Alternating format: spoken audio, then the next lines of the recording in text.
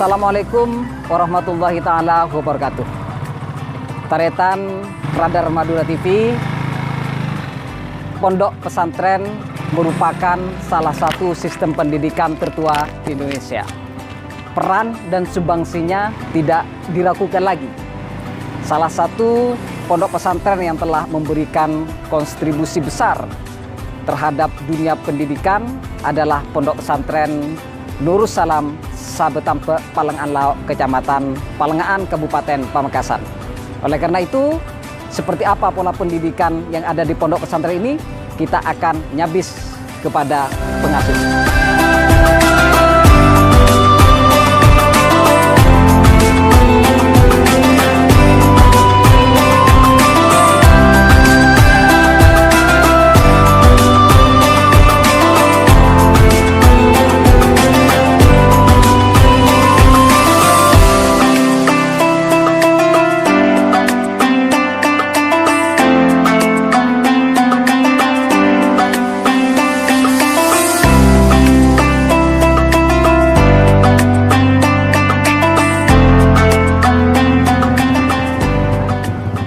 Baik, silakan dibaca faslun surutus sholati dan seterusnya. Silakan. Bismillahirrahmanirrahim. Faslun surutus sholati tamaniyatun taharatun hadatani wa taharatun najasati kita wal badani wal makani. Baik, silakan diberi arti dengan bahasa Madura, ada apa-apa? Silakan. Faslun berdasarkan bahasaan surutus sholati dimana syarat syaratan ada terdapat terdapat. Taharatun hadatani kamika satu di atas dua. Taharatun kan satu yang membaca di rumah hadis kita di dalam aku yang badani yang bersama. Baik, coba saya mau tanya kedudukan dari apa yang dibacakan barusan, dari kedudukan di Arabnya. Baik, faslun, kedudukannya faslun ini jadi apa? Jadi khobar. Khobar dari apa? Bolehkah membuang mubtada? Kapan mubtada itu dibuang? Coba, silakan. Coba lafal faslun hukumnya apa? Jadi khobar. Faslun khobar, hukumnya khobar? Rofa. Apa yang dinamakan khobar?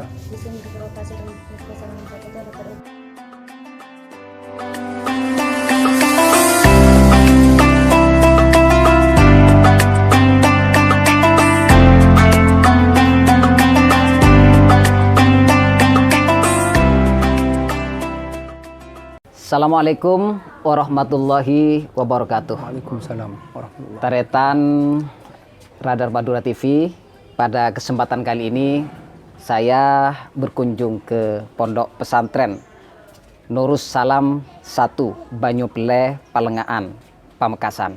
Pesantren ini merupakan cabang dari pondok pesantren Nurus Salam pusat yang terletak di Desa Palengan Laok. Alhamdulillah, pada kesempatan kali ini saya bertemu langsung dengan pengasuh pondok pesantren Nurus Salam 1 Banyuple. Assalamualaikum, Kiai. Waalaikumsalam warahmatullahi Alhamdulillah, wabarakatuh. kita senang bisa bertemu dengan ajunan. Alhamdulillah. Baik, mungkin bisa dijelaskan Bapak Kiai terkait dengan pondok pesantren Nurus Salam 1 Banyuple ini. Baik. Pondok pesantren Nurus Salam 1 ini merupakan pondok pesantren yang bernaung di bawah Yayasan Nurus Salam Sabatamba.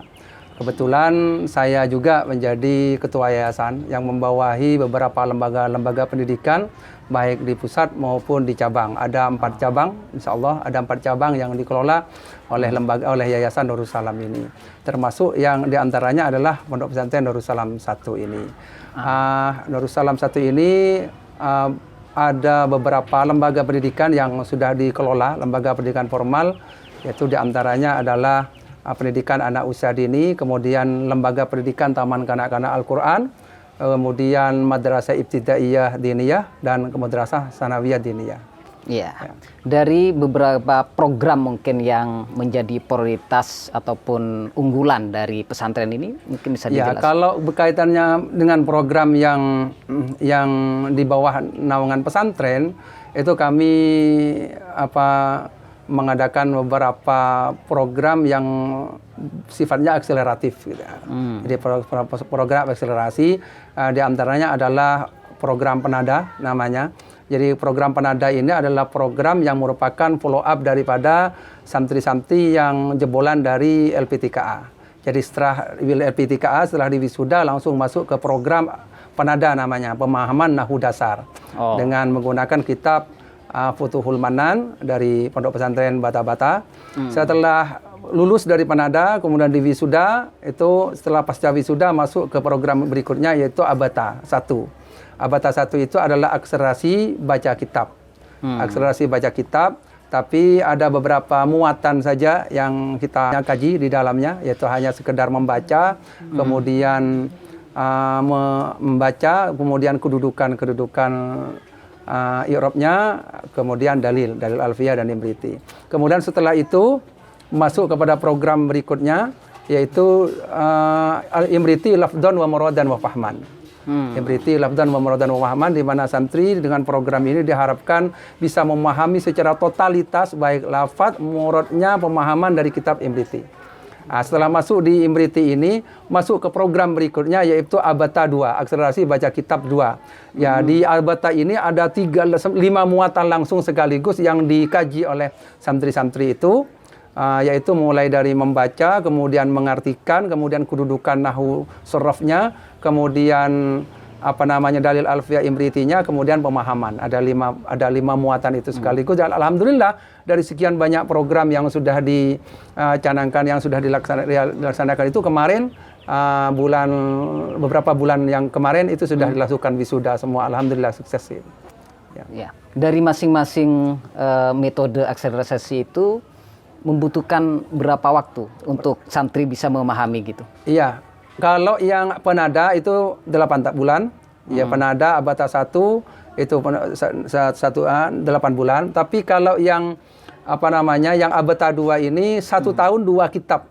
Jadi ya targetnya adalah 1 tahun itu 2 kitab. 2 kitab harus sudah dikuasai. Harus bisa dikuasai. Kitab semua. apa saja itu? Ya kemarin kitab Safinatun Najah, yang kedua adalah kitab Bajatul Wasail.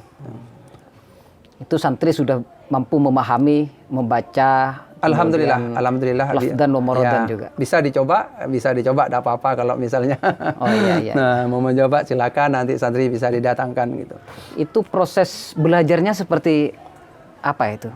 Intensif ya, pastinya pembelajaran intensif. Jadi kami itu menggunakan proses pembelajaran intensif. Jadi ngajinya itu sudah terklasifikasi gitu ya. Jadi kalau yang penada itu ada pembina khusus, kemudian Abata 1 ada pembina khusus gitu. Kemudian yang Abata 2, termasuk imriti ada pembina khusus gitu. Sehingga semua proses pembelajaran itu intensif, fokus gitu. Fokus dalam 8 bulan itu fokus gitu. Jadi malam itu hanya waktu malam gitu. Kemudian pagi gitu ya.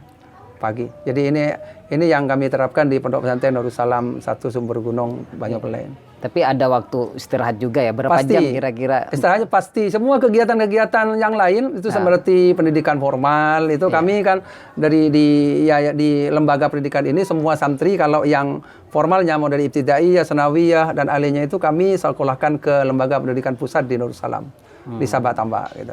Kemudian yang sorenya biasa sekolah biasa, paginya ngaji kajian kitab fikih biasa, tapi di sela-sela itu kami memasukkan program-program itu. Jadi tidak semuanya fokus ke program, tapi ada banyak kegiatan-kegiatan termasuk pendidikan formal di dalamnya. Jadi untuk program akselerasi ini ada 2 sebenarnya ya. Untuk pemahaman baca Al-Qur'an dan kemudian baca kitab. Iya, yang Al-Qur'an itu berarti dia masuk di lembaga formalnya. Al-Qur'annya itu di TKA Al-Qur'an. Ya, setelah TKA Al-Qur'an itu dia masuk di program madrasah sanawiyah, madrasah ibtidaiyah. Tapi yang sanawiyah tetap lanjut itu masuk sore itu. Tapi untuk kami yang setelah jilid 6 itu keluar, kami memberikan pembinaan khusus di waktu malam. Jadi yang ibtidaiyah tetap jalan sorenya, dari jilid 6 itu keluar langsung masuk madrasah ibtidaiyah, tapi untuk kajian Al-Qur'annya itu masuk waktu malam. Kami laksanakan waktu malam. Jadi maghrib, isya, kemudian subuh gitu.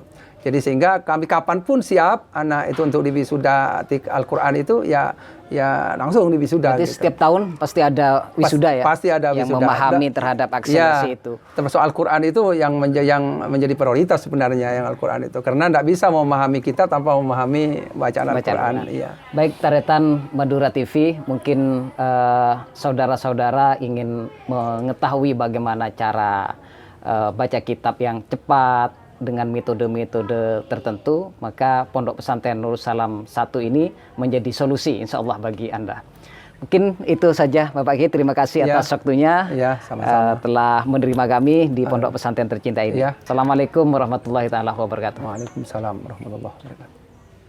Baik, alhamdulillah barusan kita sudah banyak nanya terkait dengan program pendidikan Lembaga Nurul Salam 1 Banyumele ini, termasuk juga melihat langsung bagaimana proses pembelajaran program akselerasi baca kitab kuning. Oleh karena itu kita akan berangkat dan akan mengunjungi Pondok Pesantren Nurul Salam Pusat. Terima kasih, Kiai. Ya, sama-sama. Ya, baik. Semoga berkah dan manfaat. Amin. Amin. Semoga dapat berjumpa lagi di lain kesempatan. Oke. Assalamualaikum warahmatullahi taala wabarakatuh. Taretan Radar Madura TV. Pada kesempatan kali ini saya berada di Pondok Pesantren Nurul Salam Sabetabe, Desa Palengan Lauk, Kecamatan Palengan. Nah, di Pondok Pesantren ini memiliki berbagai program unggulan. Salah satunya adalah Tahfidzul Quran. Kebetulan program ini diasuh langsung oleh Kiai Haji Abdul Azim. Dan pada kesempatan kali ini saya bertemu langsung untuk nanya-nanya ini terkait dengan program Tahfidzul Quran. Tentu ini menjadi pertanyaan banyak masyarakat karena Pondok Pesantren ini telah banyak melahirkan hafidah. Dan bukan hanya dari Pamekasan santrinya, kan tapi dari luar kabupaten, luar provinsi, bahkan nyantri di sini, dan juga santri di sini juga sudah mengabdi ke berbagai pondok pesantren lainnya di Madura dan luar Madura. Oleh sebab itu, seperti apa sistem lembaga ataupun pembelajaran tahfidz yang diterapkan di pondok pesantren ini, kita harus nanya kepada ahlinya. Assalamualaikum, Kiai. Waalaikumsalam warahmatullahi wabarakatuh. Alhamdulillah, gimana, sehat? Alhamdulillah sehat ini. Baik, mungkin bisa dijelaskan, Kiai, terkait dengan sistem pendidikan tahfidz yang diterapkan di Nurul Salam ya. Seperti apa? Pertama, alhamdulillah bersyukur kepada Allah karena di pesantren ini sudah 10 tahun kita mengadakan lembaga tahfidz ini. Awal mulanya di sini dinamakan lembaga tahfidz Nurul Salam saja. Oh iya. Tetapi berikutnya setelah 3 tahun berikutnya kita tingkatkan lagi menjadi lembaga tahfidz dan studi Al-Quran. Sejak 3 tahun yang lalu kita juga sudah upgrade lagi menjadi lembaga tahfidz dan studi Al-Quran berbasis bahasa asing. Nah, itu bisa dijelaskan seperti apa itu maksudnya? Jadi di sini itu ada beberapa program tahapan di dalam tahfidz itu. Pertama adalah yang perlu dijelaskan pertama adalah bahwa di sini itu meskipun tahfidz tetapi dia tetap sekolah, pagi dan sore sekolah.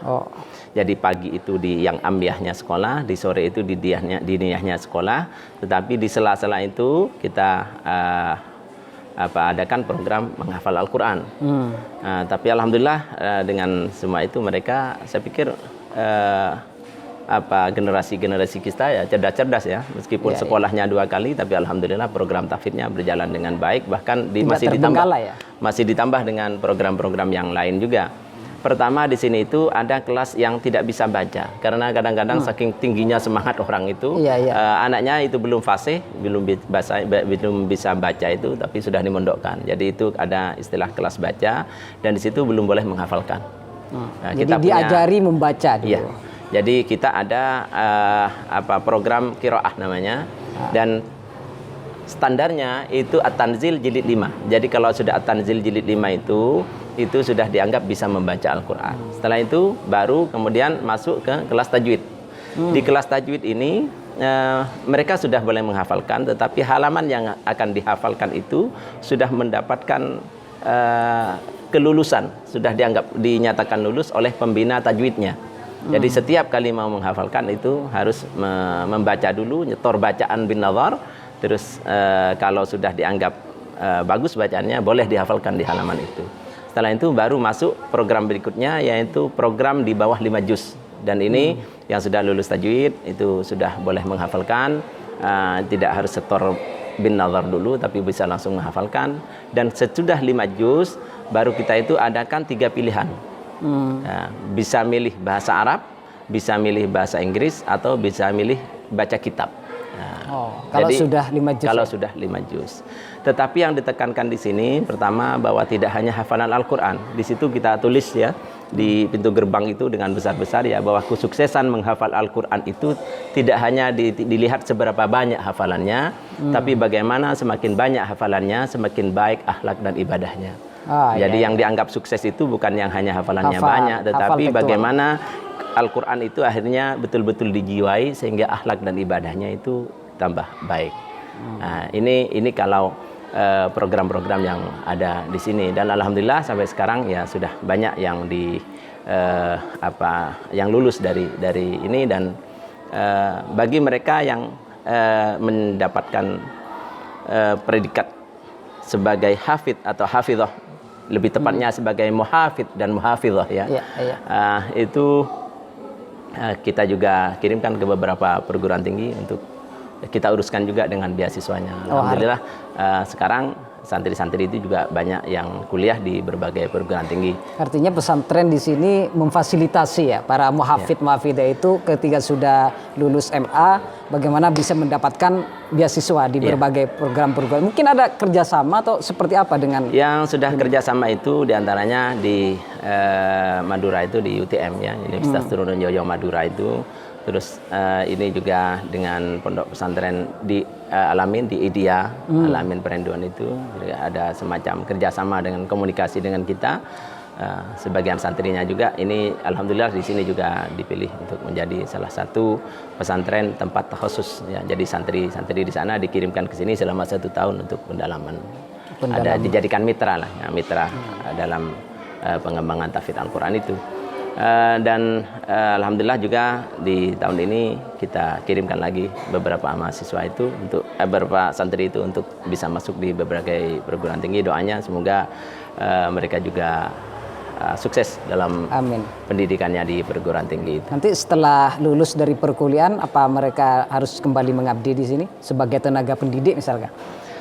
Saya mempunyai pemikiran yang berbeda dengan dalam hal ini. Mungkin sebagian dari kita ngirim untuk dijadikan tenaga pengajar di sini atau di pesantrennya. Tapi saya berpikir kalau setiap santri yang kirim itu harus kembali ke sini, nanti di sini tidak nemu kelas itu. Ya, terlalu banyak nanti ya. Padahal saya mungkin keinginan saya ratusan orang yang akan dikirim ke situ.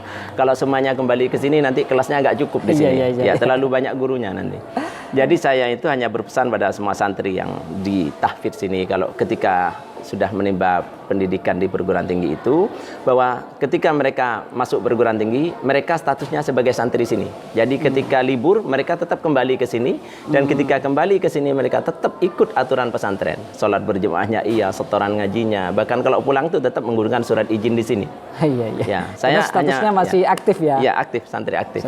Ya, jadi saya hanya bilang sama anak-anak itu, saya hanya bilang selama kuliah kasih saya akses 100% untuk bisa mengawasi, karena ketika lulus maka silahkan mereka kemana berkarir di manapun, tetapi pastikan bahwa karir di tempat yang baru itu lebih baik daripada berkarir di sini. Dalam arti ya ilmunya jalan ya sesuai dengan apa keilmuannya, bidangnya, dan tentunya juga lillahi kalimatillah juga. Ya, Bapak Kiai tadi sempat dijelaskan bahwa santri itu tidak fokus pada hafalan gitu ya, tapi mereka juga masih secara pendidikan untuk paginya masih sekolah gitu. Iya, betul. Apa memang tidak ditarget santri untuk menghafal Al-Qur'an di sini? Begini ya, ini di sini meskipun menghafal Al-Qur'an, tapi pagi itu tetap sekolah. Iya. Yang amiyah itu sorenya tetap sekolah yang diniyah. Itu malamnya masih mereka belajar ulumul Quran, belajar bahasa dan lain sebagainya itu. Sehingga saya itu tidak mengatakan target, hanya kalau bisa gitu aja. Jadi misalnya ada yang kelas MI masuk, saya ngasih tahu kalau bisa lah sebelum MTS bagaimana selesai. Yang MTS misalnya kalau bisa sebelum aliyah selesai. Tapi alhamdulillah rata-rata mereka selesai. Ya, selesai. Dan di aliyah misalnya kalau bisa sebelum lulus selesai. Rata-rata selesai juga ini. Jadi santri di sini itu targetnya itu tidak muluk-muluk. Saya pikir kenapa harus buru-buru? Mereka paginya ya sekolah menimba ilmu agamanya juga ditambah ya. Ilmu bahasanya juga, terus kitabiahnya juga. Kenapa buru-buru? Yang penting sama-sama jalan. Jadi ilmu agamanya jalan, ilmu umumnya jalan, hafalan Al-Qur'annya jalan, dan mereka umurnya juga masih sesuai dengan tingkat keilmuan itu, usianya itu. Jadi saya pikir tidak usah buru-buru. Karena meskipun kami target, insya Allah santri itu juga lebih pengen untuk cepat selesai. Kenapa kok kita yang ini ngotot gitu? Seakan-akan santri itu tidak punya keinginan sendiri. Yang ada bagi kami itu adalah memotivasi semaksimal mungkin. Gitu. Karena memiliki kesadaran tersendiri santri untuk bisa menghafal itu ya. Betul ya. Dan kita ini hanya sebenarnya sebagai motivator. Bagaimana kita membantu menghafal tidak bisa. Yang ada itu kita hanya bisa memotivasi, karena kuncinya itu apabila rajin, istiqomah itu insya Allah cepat selesai. Untuk setoran hafalan ini seperti apa? Setoran hafalan ini di sini mungkin tidak sama dengan pondok lain. Di sini ini ngafalkannya dari belakang. Dari Qul a'udzu birabbin nas naik satu surah lagi, Qul a'udzu birabbil falaq naik Qul huwallahu ahad, begitu sampai ke Al-Ankabut juz 21. Ya. Ya, jadi juz 20 itu selesai, itu baru dari juz 1. Ya. Dari Al-Baqarah. Ya, jadi ketemunya nanti di akhir juz 20. Nah, ini menarik ini. Ini kok bisa seperti itu? Apakah namanya metodenya memang dengan menghafal dari belakang ke depan ini cepat atau gimana Bapak? Begini. Saya untuk tahfidz ini awalnya ngambil dari Al-Ulia Malang karena kebetulan mertua saya, dan di sana alhamdulillah cepat. Dan saya tanya itu kenapa kok dari belakang, dan alasannya itu sangat bagus sekali. Saya juga pernah baca bahwa memang menghafal dari Al-Mufassalat atau ayat-ayat pendek itu memang lebih cepat. Itu saya baca di kitab At-Tibyan fi Adabi Hamalatil Quran. Itu katanya kalau memang menghafalkan dari Mufassalat atau ayat-ayat pendek itu memang lebih cepat. Dan saya tanya, konsultasikan ketika dulu ini, kenapa kok bisa lebih cepat? Ternyata juz 21 sampai juz 30 itu agak ruwet hafalannya. Jadi itu agak lebih sulit. Jadi kalau yang sulit itu diambil duluan, itu nanti ketika juz 1 itu rileks mereka itu sampai juz 20. Sehingga nggak stres di belakang. Jadi awalnya mikir Quran seperti itu semua, ternyata setelah 10 juz lebih mudah. Jadi lebih cepat selesainya itu. Ya. Dan alhamdulillah sampai sekarang itu ya biasanya juga kalau apa ya seperti tes beasiswa itu nanyanya kan ruwet yang ruwet ya juz 21 itu belakang sama santri sini kan nggak ruwet itu. Karena sudah dihafali. Rata-rata yang ikut beasiswa itu tes beasiswa itu rata-rata semuanya lulus. Ya saya tanya sama anak-anak gimana, ya suruh baca juz ini itu ternyata yang ruwet-ruwet itu ternyata tidak ruwet bagi santri sini. Jadi ini mungkin salah satu rahasianya. Cara menghafalnya tidak seperti sebagaimana umumnya. Bukan rahasia ya, ini hafalan Quran itu kan tidak ada yang dirahasiakan. Semoga ini bisa memotivasi aja ini kan ilmu Allah nggak ada yang bisa dirahasiakan. Rahasia yang dibuka. Ini bukan rahasia ya. Baik, Teretan Radar Madura TV. Mungkin ada harapan seperti apa Bapak Gey untuk Hafidah? Saya bersama beberapa lembaga di Pelengan Lau ini juga kerjasama dengan pemerintahan desa telah mencanangkan Pelengan Lau ini sebagai desa bumi tahfidz Al-Quran. Ya, sehingga ke depan diharapkan bahwa hafalan Al-Quran itu dimulai sejak dini sehingga mereka nanti akan bisa hafal Al-Quran lebih cepat sehingga ilmu-ilmu yang lain bisa juga masuk. Yang saya khawatirkan sekarang itu pertama ya alhamdulillah sekarang itu orang menghafalkan Al-Quran itu semakin banyak ya. Motivasinya juga tinggi untuk bisa menghafalkan Al-Quran. Tetapi yang saya khawatirkan kalau generasi kita semuanya fokus menghafalkan Al-Quran, tidak mengembangkan ilmu-ilmu yang lain, itu nanti maka kita yang menjadi pengurus di tahfidz Al-Quran ini 10 tahun, 20 tahun, 30 tahun yang akan datang, kalau banyak orang hafal Al-Quran tapi bodoh dalam ilmu yang lain, maka kita harus tanggung jawab. Karena itu maka kami upayakan dan kami juga berharap ke depan agar mereka yang ingin menghafalkan Al-Quran mulai sejak dini. Siapa tahu selesai MI atau selesai SD itu mereka sudah selesai, sudah hatam, MTS atau SMP kelas 2 mungkin sudah hatam, sehingga ilmu-ilmu yang lain bisa dimasukkan. Karena itu maka kita harap selain mereka itu pandai, pinter, alim di dalam ilmu, dalam Al-Quran, hafalan Al-Qurannya, mampu menghafal Al-Quran, mereka juga pandai, pintar, alim dalam ilmu, berbagai ilmu pengetahuan yang banyak itu. Sehingga kita ini yang memotivasi hafalan Al-Quran saat ini, ya kelak tidak dituntut karena telah melahirkan generasi penghafal Al-Quran dan juga menguasai berbagai bidang keilmuan. Kalau hanya hafal Al-Quran tapi kemudian ilmu-ilmu yang lain tidak bisa, maka kita yang sekarang ini memotivasi untuk hafal Al-Quran itu bertanggung jawab nanti kalau melahirkan generasi-generasi yang bodoh. Ya. Pada prinsipnya menghafal Al-Quran itu sebagai hafidh-hafidhah tidak cukup, akan tetapi juga harus ditopang, ataupun hafidh-hafidhah itu juga harus menguasai disiplin keilmuan lainnya. Dan kenapa di sini Pondok Tahfidz di sini tetap mempertahankan pagi sekolah, sore sekolah, karena faktor itu saja. Ya, mulai tahun ini juga Pondok Pesantren Nurul Salam ini membuka satu cabang baru, yaitu Nurul Salam 5 atau An-Najah. Dan ini rencananya akan dijadikan sebagai pondok pesantren dengan 2 bahasa. Jadi Bilingual Islamic Boarding School An-Najah Nurul Salam 5 itu. Ya, programnya itu adalah akselerasi kitab. Mulai dari Aqaid 50 sehingga baca kitab semuanya, nanti ujung-ujungnya nanti bagaimana mereka menguasai ada yang di bidang fikih dan usul fikihnya, terus ya tafsir dan ulum tafsirnya, hadis dan mustalahnya, tasawuf dengan ilmu tasawufnya, dan asramanya direncanakan asramanya itu dengan asrama bahasa Arab dan bahasa Inggris. Ya, tempatnya sudah disiapkan dan mulai Ramadan ini juga sudah ditempati, jadi sebagian santri sudah ada di tempat yang baru itu. Ada persyaratan mungkin bagi santri yang harus bisa ikut di program ya, itu? Persyaratan adalah niat yang kuat ya. Ya. Tapi kalau dari segi pembiayaan, karena kita memang ingin memfasilitasi mereka yang ekonominya menengah ke bawah ya. Jadi insya Allah mohon doanya semoga An-Najah Nurul Salam 5 ini ya, sebagai pondok 2 bahasa ini juga sukses, barokah, dan mendapatkan ridho dari Allah Subhanahu wa Ta'ala. Baik, terima kasih Taretan Radar Madura TV. Anda tetap setia menyaksikan program Acabis dan saksikan program-program Acabis berikutnya di berbagai pesantren lainnya. Terima kasih Kiai atas waktunya. Ya. Assalamualaikum warahmatullahi taala wabarakatuh. Waalaikumsalam warahmatullahi wabarakatuh.